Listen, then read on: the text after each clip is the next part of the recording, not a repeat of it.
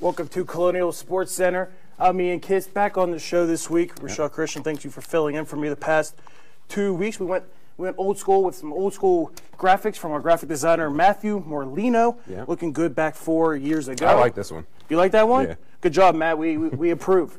Now to current day, the Colonial softball team began their conference play this past weekend in Smithfield, Rhode Island against the Bryant Bulldogs. The Colonials looked to put their non-conference play behind them as they went 6-21 to Bryant.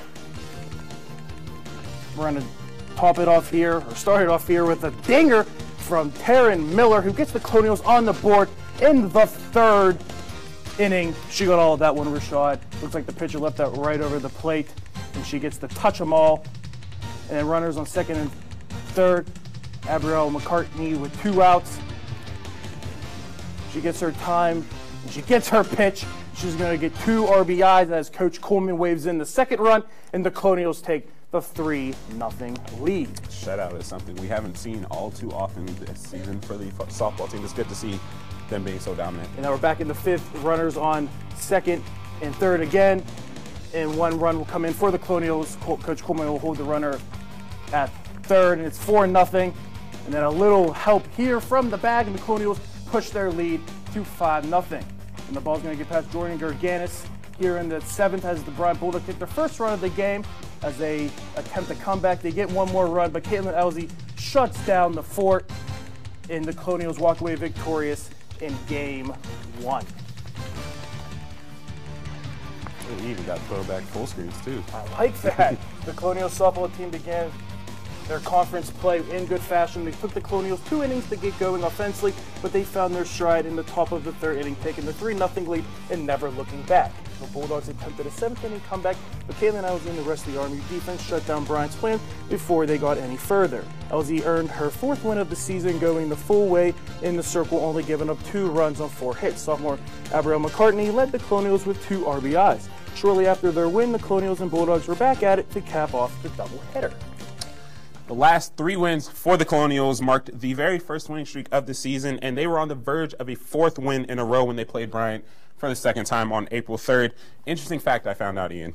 This program has had a 4-game winning streak or better in each season since 2007. 10 years. 10 years. So a win here would make it 10 or 11 seasons in a row.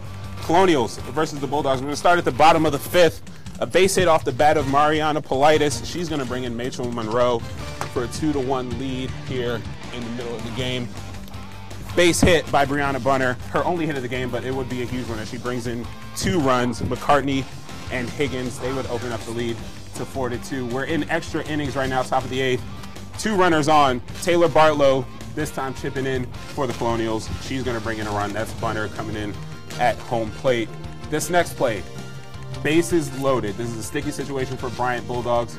Should be an easy ground out, but an error by the second baseman. Can't have errors in extra innings. Definitely can't. And then a bobble by the first baseman. That's just something you can't have. Stacey Kapp getting the RBI for that one. Lead is now 6-2. Last stand for the Bryant Bulldogs, and she makes up for it in a big way. Kaylee Goulart making this game an interesting one with a 2-run homer to left center field. It would be 6-4, and after another run by the Bryant Bulldogs, Caitlin Elsie comes in and closes out the game with a strikeout. She let up 1 hit in that inning, but struck out the other 3 batters, and I think that's the win on its own. After being down 2-1 at the end of the 5th and a 4-run 8th inning, the Colonials walked away with the 6-5 victory. It also marks the 10th season in a row with at least a 4-game winning streak. Kristen Prey, Taryn Miller, and Taylor Barlow all batted 1 for 3 on the night, driving in an RBI each. And after pitching 2 2/3, Laura Coulter was awarded the win, her 3rd of the year. Robert Morris looked to continue their recent success and make it 5 straight games without a loss as they headed to Olean, New York for a doubleheader action Wednesday afternoon against St. Bonaventure. The Colonials battled back in the 6th inning, but the Bonnies answered back in their half of the 6th inning to take a 5-3 lead, and the Colonials were unable to battle back in the 7th inning. Laura Coulter moved to 3-11 on the season as she came in for starting pitcher sophomore Lacey Collins, who went 2/3 of an inning, giving up 2 earned runs on 1 hit. Coulter finished the day giving up 3 runs 2 of them earned on 7 hits allowed. Robert Morris will return home this weekend. Well, they took on the Bonnies again that afternoon in another doubleheader action. The Bonnies took game 1 of the 2-game series against the Colonials, and Robert Morris looked to continue their recent momentum swing as they started game 2 at 5 o'clock that same day. Colonials flipped the script from the first game almost literally. Another 4-run inning led to a Robert Morris victory. Abrielle McCartney led the way for the Colonials with 2 hits and 2 RBIs. Madison Riggle pitched a complete game and allowed 8 hits and struck out 5 batters. 5 of the last 6 games have been wins, and the softball team is slowly climbing back to peak performance. We're going to take a look at the standings right now. St. Francis at the top, 27-9, very impressive. But you see Robert Morris, number 2, still undefeated in conference. The overall record, of course, sub 500, not what you want to see, but at least they're contending in conference. It's the second column there, the NEC column that you care about during this half. That's what gets you into the playoffs, not the overall. Definitely. We'll hope to see some more firepower potential for this team. Definitely, a lot of potential. Still second. I believe they can get to first if they try hard. Something we don't talk about a lot on CSC is rowing, but it's the last episode, so we pulled out all the stops for this one. The RMU rowing team traveled to Fairfax Station, Virginia to take part in the Occoquan. I think I said that one wrong, but it's okay. We're looking at the results here. Robert Morris finishing 4th with a time of 7:41.47. Pretty impressive. Not too far from number 1 George Mason, who would eventually take home the title. It's a sport of seconds here in rowing. The Colonials just able to edge out William and Mary, but Loyola was able to get the 3rd spot there by a few seconds. I also just figured out it's Occoquan. Occoquan. There we go. I'm going to fix myself on that one. When we come back on Colonial Sports Center, Greg will be with softball catcher Jordan Gerganis, and we have lacrosse and some hockey news, even though the season's over for the women's team. All that and more coming up on Colonial Sports Center.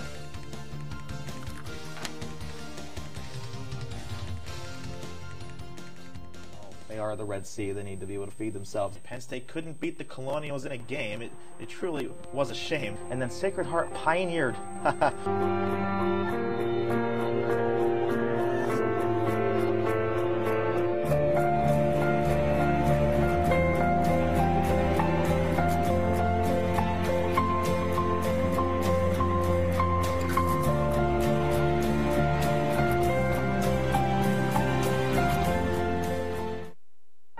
Hello, I'm back. How are you? I missed you. I missed you too. Choo-choo! They're a train that keeps on rolling. Who would win in a fight, Ditka or a hurricane? I swear, each year could become a feel-good movie for the whole family. They just aren't losing. It's a shame, isn't it? Do you know how to tame a tiger? Either grow up with them or keep one as a pet like Mike Tyson. Thank you, John. It's a pleasure being by your side. Okay.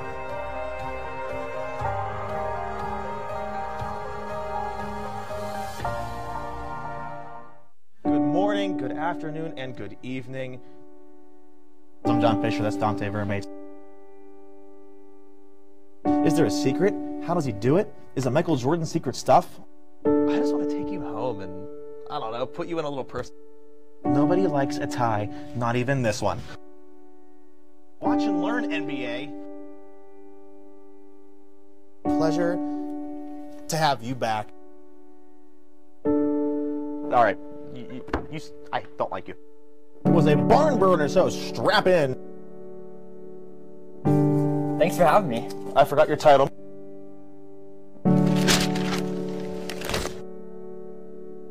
It's also the last time Brian Williams was credible. Everybody, take great care.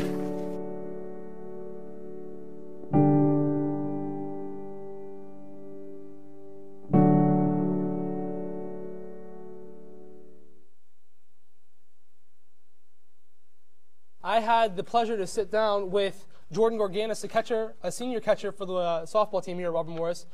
Jordan, thank you for coming on today. Thank you for having me. So I would like to ask you, well, first off, congratulations. You set a record here at Robert Morris. I don't know who knows that. But how did you feel whenever you realized that you hit the 220th base hit? It was good. I actually didn't realize it. They called timeout, and I actually thought I was out or something. I thought I was out of the box when I hit it. But it was really exciting. I don't know. It's really cool. So from hearing what you just said, it doesn't sound like you quite knew that once you stepped into the box for that hit, that you were ready to hit the record-breaking hit. Yeah, no, I had no idea. No idea. I mean, I had an idea that I was getting close, I guess, but I didn't know that at-bat was going to be it.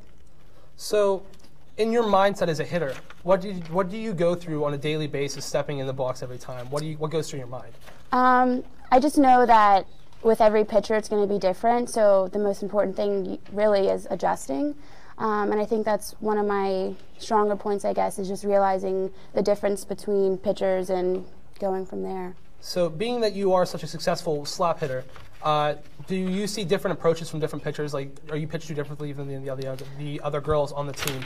I think so, just because this is my 4th year now, especially going into conference, a lot of the pitchers know where to pitch me, what my weaknesses are, so I'm starting to see a lot of the same pitches, but hopefully I'm going to start adjusting better and get better from there. All right, cool. So when you first came to Robert Morris, what did Coach Coleman help you to improve upon when you first got here as a freshman? He actually made me realize that it's not all about playing, I guess, one main position. So I started off, I got recruited as an infielder, I moved to the outfield, I came back and played first base, which I had never played before, and now I'm catching. So I guess just being versatile on the field is important. Was it difficult for you as a player to move around a lot from position to position when you first got here instead of being focused on one position? A little bit, yeah.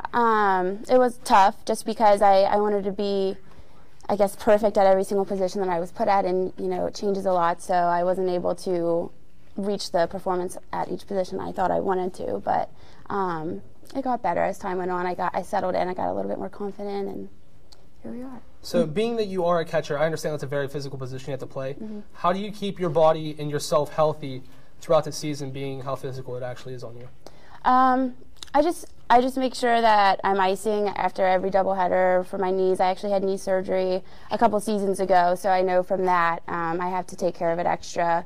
I work out outside of practice just to make sure I stay in shape, just keep my body healthy. So how long were you out when you had that knee surgery?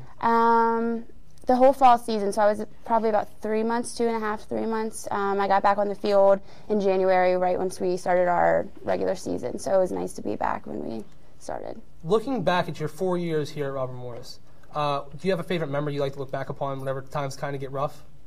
Yeah, it's just the best memory, honestly, is the families and the friendships that I've made here. That beats everything, any game, any traveling place we've gone to, just the people I've met here and the relationships I have now. Those are the best memories, honestly. So being that you are a senior, looking back on it, do you feel that you have a role that you play on the team whenever it comes to game time or travel? I think just trying to keep everyone on the same page, trying to keep everyone motivated.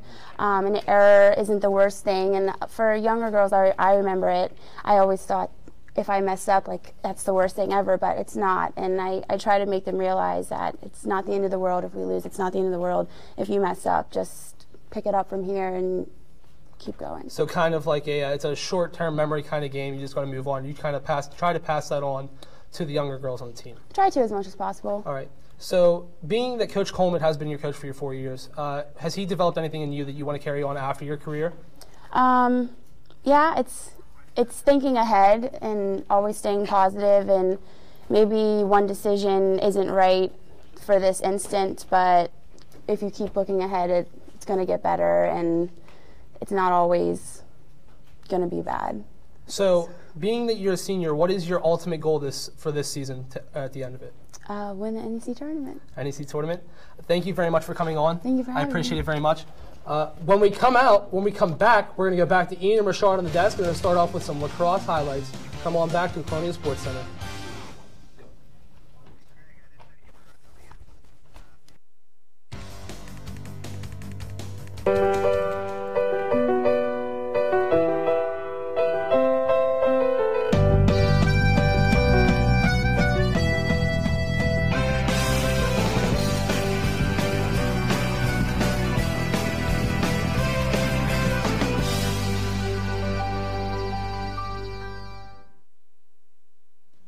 Game to remember for the Colonials this past Friday as they defeated Mount St. FT Fairwell Dickinson. The seniors were honored. Fairleigh Dickinson, the Colonials were honored their seniors before the game in a nice little senior ceremony as before the game, and now we're going to get to the highlight. Hello everyone, and welcome back to a brand new season of Trending Now, the show that gives you the news that you actually care about. Please use this song in your commercial. Please use this song in your commercial.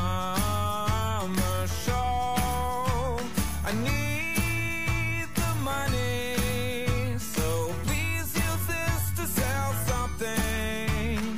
Please use this song in your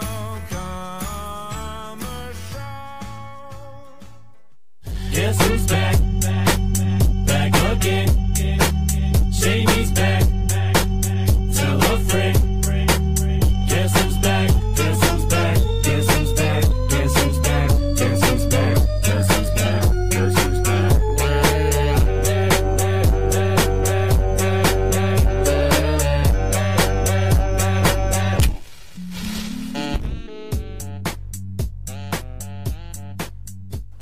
Welcome back, ladies and gentlemen, to Colonial Sports Center. Ian, we saw a lot of interesting commercials there. A lot of fun times. I want to talk about yours, though. What happened on air? It was a mess up. Yeah? Mess up with the prompter. I thought I was reading the same story twice. Let's move on. The men's lacrosse team looked to improve to 3-0 so far in Northeast Conference play, coming off of a thrilling overtime victory against Mount St. Mary's at home. Let's head to St. Glad Joseph's. we can still laugh about that. That's pretty funny. You move on by laughing. The Hawks making a move, but goalie Alex Hager has other suggestions, and Shane Mazuweski fights over a defender, and the Colonials cut into the Hawks deficit. And again, Alex Hager with the big save for the Colonials, and he's going to toss it downfield, and the Colonials being very patient. And then number 33 fights to the net, beats the goaltender, and the Colonials are now 3-2. Now in the second quarter, RMU gets the possession off of an air and move it all the way down the field. Ryan Smith tosses it, and the Colonials, they take the 4-3 lead, and Alex Hager, defense causes havoc, makes it easy on his job, and the Colonials clear it. And the Colonials just now taking control over the Hawks, passing it patiently, and they're going to get their fourth goal right there by Ryan Smith. And after capturing the lead in the second quarter, the Colonials continue to build onto their advantage in the score called in the second half, not looking back for the remainder of the game. RMU saw 5 players finish with multiple score games as Ryan Smith, Shane Mazuweski, Matt Schmidt, Tyson Gibson, and Adrian Torbeck-Orban all found the back of the net twice. Sophomore goaltender Alex Hager picked up the win in net, making 20 total saves. The Colonials will be back on the field this Saturday at Wagner. Look at the highlights. Wow, Robert Morrison, #1. Like the softball team, undefeated in conference play. Love seeing a winning RMU team. Colonials, they're really grinding out there. It was close there for a while, 13-7 over St. Joe's. They got that win over Mount St. Mary's, so really digging in and not letting the competition get the better of them when it looks like the competition has some more talent. With the Colonials step up, and Alex Hager, big attributes so far. I mean, definitely. They have some big freshmen stepping up. It's going to be interesting to see how well they do for the rest of the season. The with the departure of so many players from last year's roster, the men's basketball team was looking to fill any voids they could with a mix of incoming freshmen and transfers. Since Isaiah Still announced his intent to transfer, the Colonials' 3 spot was open, and they filled it with another talented guard. Akron sophomore combo guard Josh Williams will transfer to Robert Morris for this upcoming season after he averaged 7.5 points in 21.8 minutes per game for the Zips. Williams shot 37% from the three-point line, which is better than all of the Colonials from last season, which should be a plus for this team. He will have to sit out one season due to his transfer status, but in the 2018-19 season, Josh will be eligible to play alongside his brother John, who also committed to RMU in September. That's going to be cool for the Williams brothers, most definitely. Brotherly love in Robert Morris. The Robert Morris men's golf team participated in the Coca-Cola Lehigh Valley Invitational in Hellertown, Pennsylvania. They played against teams like Connecticut, Drexel, and Bryant, amongst others. Connecticut took this one. Robert Morris at number 9 with a plus 42. Not their best, but definitely young not the team. best. They have some young sophomores and freshmen who've been on the show talking about the team. So we look to see some bright future for them. Yeah, definitely. We met some of the players, Max Palmer and David Schmininski. I mean, Definitely have some. They definitely have some up-and-comers who can provide a spark for this golf team. But, you know, only the future will tell. The RMU women's hockey team's impact freshman Anela Lova is still playing hockey even though the Colonial season ended a few weeks ago. Lova is currently playing for her national team of the Czech Republic in the 2017 International Ice Hockey Federation Women's World Cup in Plymouth, Michigan. Ledlova scored her team's only goal in their first game against Germany, a 2-1 loss. Czech Republic turned it around in their game against Switzerland, and Ledlova found the back of the net twice and finished with 1 assist. Ledlova has 4 points in 4 games played and was back on the ice as the Czech Republic took on Switzerland again today at 12 p.m. Ledlova's team fell 3-2. Our producer Samuel Anthony got a chance to sit down and shoot around with departing senior guard Ananiki Stamalampru. It's a beautiful package that covers everything from the early days at RMU to the NCAA tournament appearance against Notre Dame. I won't give it all away, so I'll just give it off to Sam's voiceover to tell the story. Ananiki Stamalampru is a household name to anyone who is familiar with the accomplishments and history of Robert Morris women's basketball. But before her rise to stardom, she was simply a freshman and a newcomer to Moon Township, Pennsylvania, all the way from Thessaloniki, Greece. The coveted recruit was in a whole new country, learning a whole new culture and a whole new language, an adjustment that she was willing to make for the game that she loved more than anything. As soon as I walked in, everybody was really welcome and trying to make me feel comfortable here, knowing that I'm far away from home. So I had the impression of being just more than a team, more like a family. Sophomore year came with already one championship to show, but Ananiki continued to stay hungry for yet another NEC title. But the young guard would soon learn the hard lessons that all competitors must face, the agony of defeat and the pain of events that one cannot truly control. Championship game that year, again at home. We thought it was going to be easy to beat a team that we won twice during the regular season, but that wasn't the case. So I felt like we went to the game comfortable. I would say it was a good experience for all of us to understand that you can never get comfortable, no matter if you play home or away. You never know, it's a championship game and everybody's going to give you the best game. Now as an upperclassman, the star guard was looked upon for both scoring and leadership as the team aimed to earn a championship for legendary head coach Sal Biscaglia, who was entering the final year of his head coaching career. I remember the day that he told us that he's going to retire, and I was like, we got to get him a championship, for sure. And, the last season was kind of emotional for us and for him. And I remember our last game, I remember championship game, going into the game and as the players discussing that, guys, we got to go out there and play for Coach Sal as well, because he deserves it. He deserves to go to the NCAA for his, last season. And we actually went out there and give a little bit more than we had just for him. Senior year was the final chapter. The last pages would be written for the great Ananiki Stamalampru as she chased records set by the legendary Artemis Spanu in order to place her own mark as one of the greatest of all time to ever wear a Colonials uniform. Before the game, I was a little bit motivated by the fact that, it was my last game in front of the Colonial fans.